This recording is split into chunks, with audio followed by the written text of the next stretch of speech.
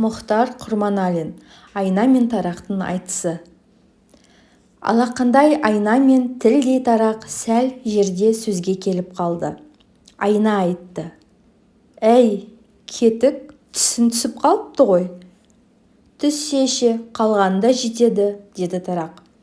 Немене, тісің көп пе? Көп, сенбесен сана. Көп болғанмен күтпесен басқалар да түседі, деді айна тараққа тақалып. Тарақ айтты. Өзің біреумен төбелескенсің бе? Шекенде жарақат бар ғой. Жайына қарап тыныш жүрмейсің-ау.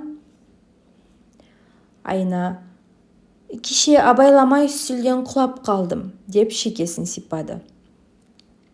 Байқа, одан да биіктен құласан быт-шыт боласың, деп ескертті тарақ. Кезек айнаға келді.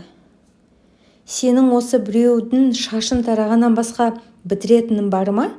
Жұмыссыз қалай ішім пыспайды? Тарақтың да айнаға тағар кінәсі табылды. Шаш тарасам, ол аз шаруа емес. Сенің де нендей іс тындырып жатқаныңды білеміз. Әркімнің бетіне бір қарайсың. Сол да жұмыс па? Құлаған сүрінгенге күледі деген осы.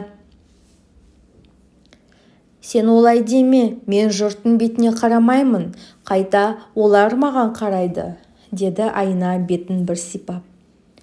Олар саған қарайтындай сен соншама сұлу ма едің? Бар болғаны айнасың ғой.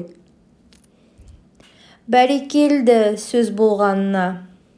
Жұрт маған қарап жүзін көреді, жағасын түзейді, қыздар ерінің кірпігін бояйды.